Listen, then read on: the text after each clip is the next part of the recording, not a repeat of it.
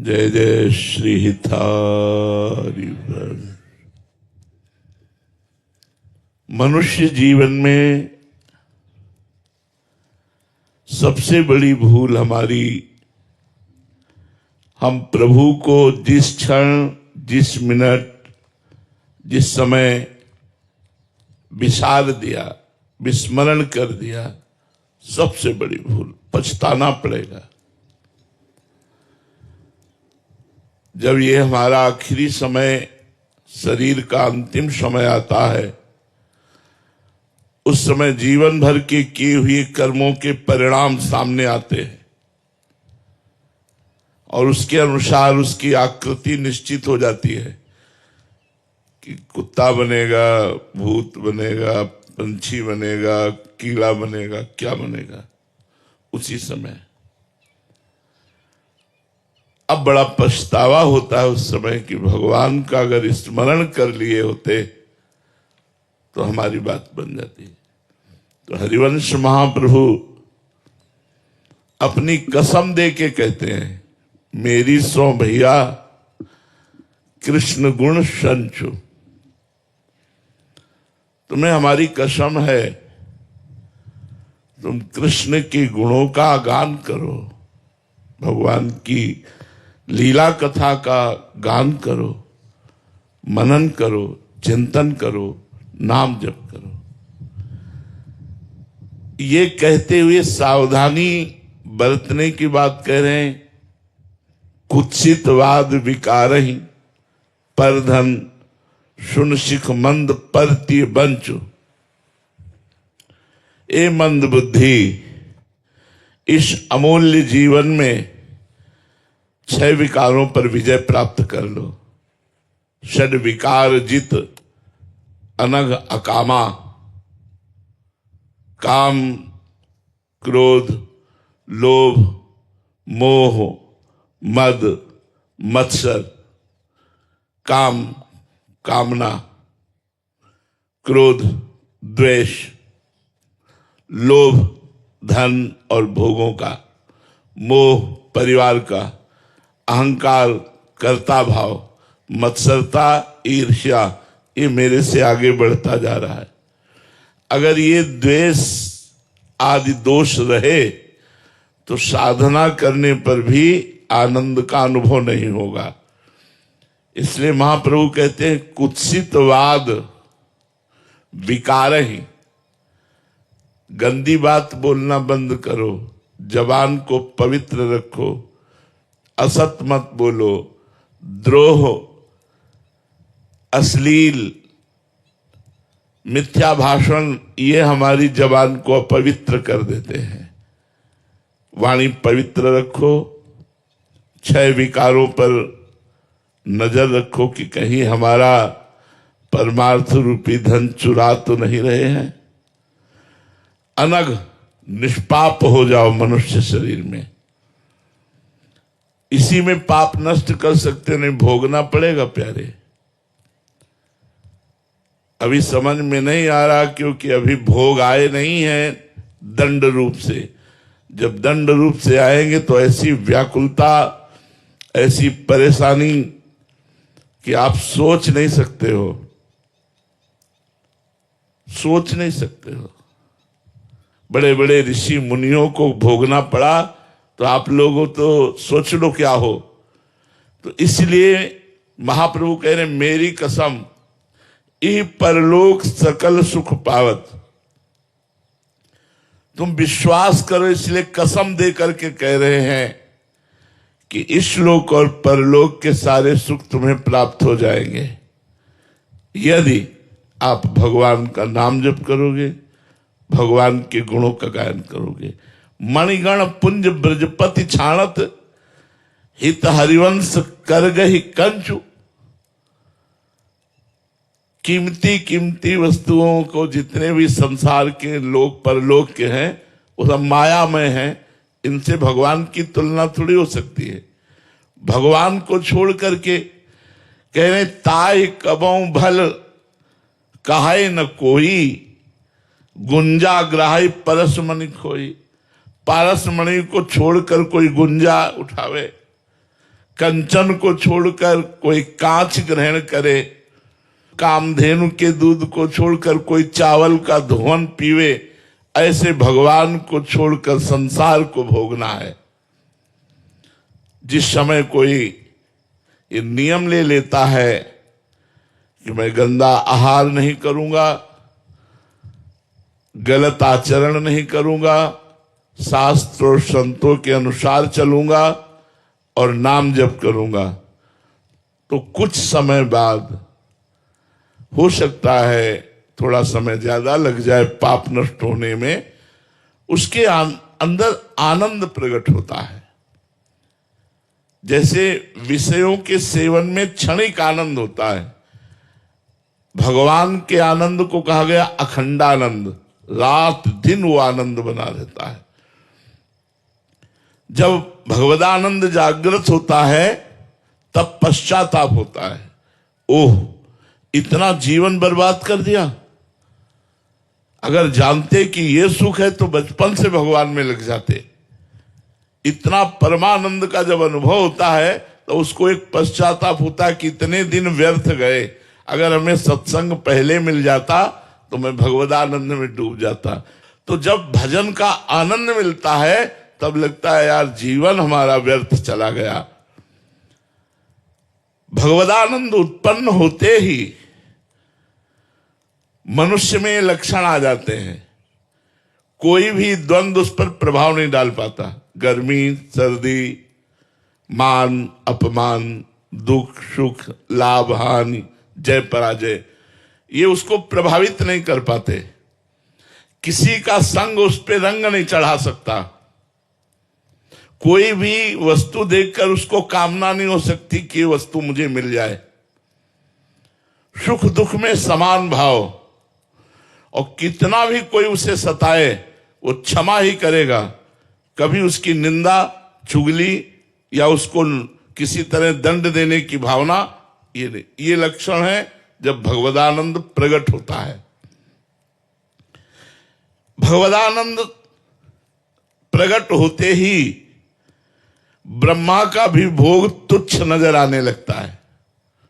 पद हैं जैसे यहां मुख्यमंत्री पद, फिर प्रधानमंत्री पद, फिर राष्ट्रपति पद, फिर पूरे विश्व का त्रिभुवन का सर्वश्रेष्ठ पद इंद्र पद, फिर उसके ऊपर प्रजापति पद, प्रजापतियों के भी ऊपर पद परमेष्ठी पद, जिसे ब्रह्मा का पद कहते हैं।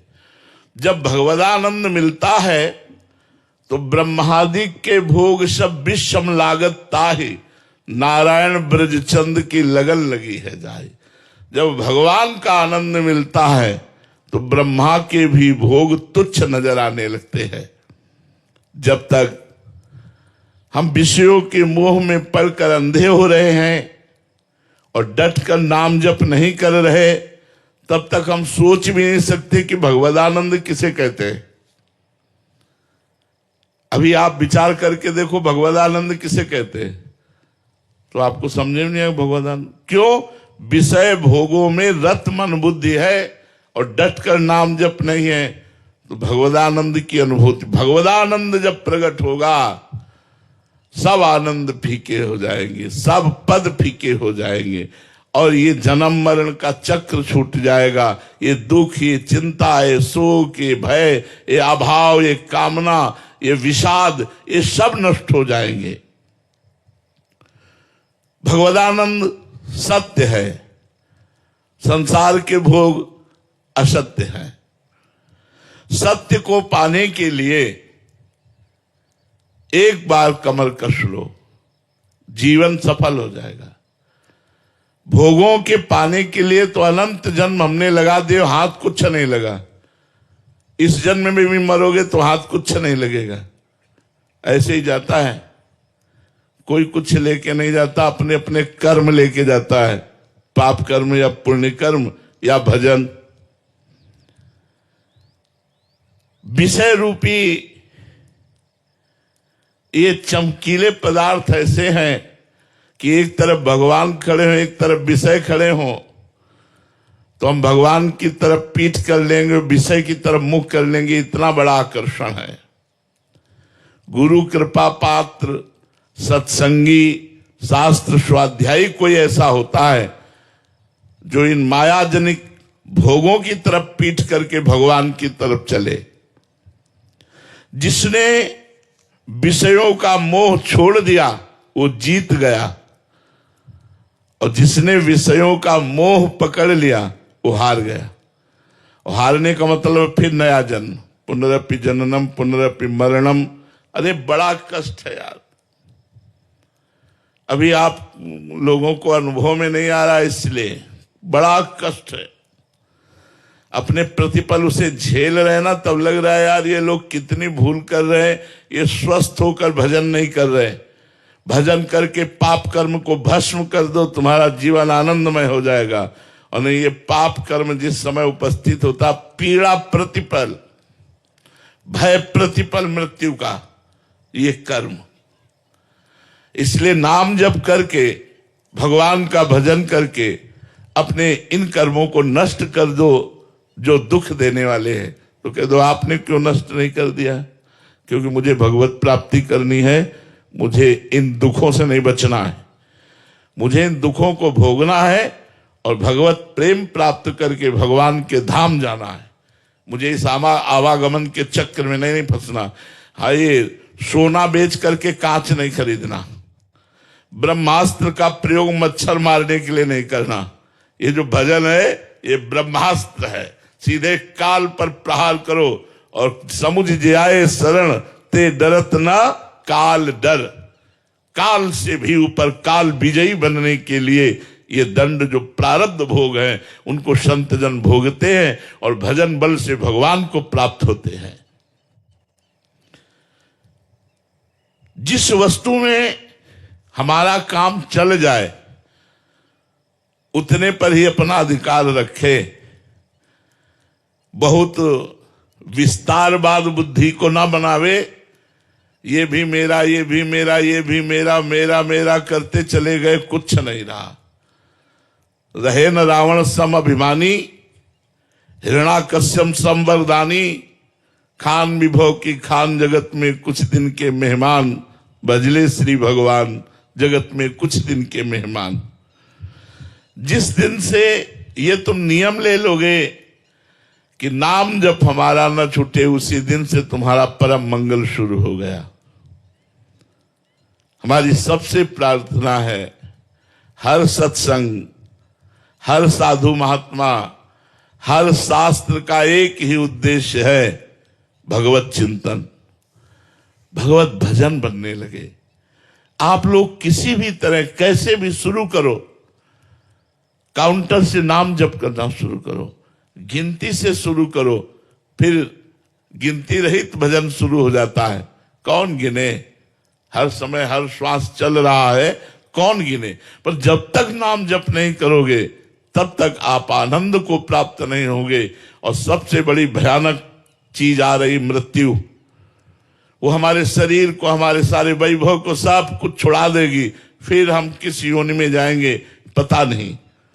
इसलिए यत करोषि यदस्नासी यज्जुहोषि ददासी यत तपस्यसि कौन्तेय तत्कुरुष्व मदर्पणम। बहुत बढ़िया साधना बता रहे हैं भगवान। यत करोषि माने जो कुछ भी करो। जो कुछ करने का मतलब पाप कर्म नहीं, क्योंकि भगवान को पाप कर्म अर्पित नहीं किए जाते। अगर भगवान को पाप कर्म अर्पित करोगे तो कई गुना बढ़ करके आपको मिलेगा, चाहे पाप कर्म चाहे पुण्य कर्म। बैंक के लॉकर में फटे जूते नहीं रखे जाते, सोना चांदी रखा जाता है। ये गलत काम, गंदे आचरण, ये भगवान को अर्पित नहीं किए जाते। कृष्णार्पणम मस्तु, ये वो कर्म किए जाते हैं जो शास्त्र सम्मत, समाज सम्मत और धर्म सम्मत होते हैं। भगवत प्राप्ति का उपाय बता रहे हैं भगवान। यत करोषि, जो भी करते हो, नौकरी, किसानी, व्यापार, जो भी आप करते हो, पढ़ाते हो, डॉक्टर हो, न्यायाधीश हो, जो भी हो, वकील हो, जो भी हो, पहले अपने कर्म को देखो, धर्म पूर्वक है कि नहीं। फिर उतने घंटे जितने घंटे कर्म किए उसको भगवान को समर्पित कर दो। 8 घंटे नौकरी की, 1 मिनट हाथ जोड़ो और हे भगवान, ये 8 घंटे का किया हुआ कर्म कृष्णार्पणमस्तु, भगवद अर्पणमस्तु, आपको अर्पित कर दिया। इसका फल होगा भगवत प्राप्ति। यद्यपि काम संसारी है, पर आपने उसे भगवद अर्पणमस्तु कर दिया तो वो आपको भागवतिक फल देगा। यही खास बात है। यत करोषि, भगवान ने ये नहीं कहा कि ये ही करो, बोले यत करोषि, जो कर रहे हो वो मुझे अर्पित करो। क्या जाता है यार, 4 घंटे 5 घंटे में ध्यान आया, 5 घंटे को कृष्णार्पणमस्तु कर दिया, 2 घंटे को ध्यान आया, 2 घंटे में कृष्णार्पणमस्तु कर दिया। यदस्नासी, जो खाओ बिना भगवान को अर्पित किए हुए मत पाओ। देख लो तुम्हारा कल्याण हो जाएगा। अगर घर में ठाकुर जी विराजमान है तो भोग लगाओ पहले उनको। यदि बाहर कहीं होटल आदि में पा रहे हो तो 1 मिनट के लिए रुक जाओ, थाल सामने आवे, हाथ जोड़ो और भगवान का स्मरण करते हुए मानसिक भोग लगाओ। हे ठाकुर जी, हे कृपा सिंधु, आपकी कृपा से जैसा भोजन आया है आप इसे स्वीकार करें और फिर उनकी जय बोलकर राधा वल्लभ लाल की जय और फिर पा लीजिए। लेकिन वो भोजन मांस रहित, प्याज लहसुन रहित, ऐसा अगर पवित्र भोजन है तो भगवान को भोग लगेगा, अन्यथा नहीं। तो यत करोषि, जो करते हो वो अर्पण करो। यदस्नासी, जो खाते हो वो भगवान को, और पानी भी पियो तो भगवान का नाम लेकर पियो, राधा राधा राधा राधा। जल भी पियो तो भगवान को अर्पित करके पियो।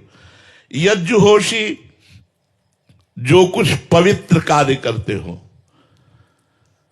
तीर्थाटन गए, धाम आए, जो भी ये सब यज्ञ के अंतर्गत आता है वो भगवान को अर्पित करो। जैसे वृंदावन आए, अब वृंदावन से बाहर जा रहे हो तो हाथ जोड़ा, वृंदावन को प्रणाम किया, हे वृंदावन धाम, जो शरीर से, मन से, वचन से अपराध बने हो क्षमा करो, और जितने घंटे हम आप में रहे, जो भजन किया वो सब आपको समर्पित करता हूं, कृष्णार्पणमस्तु।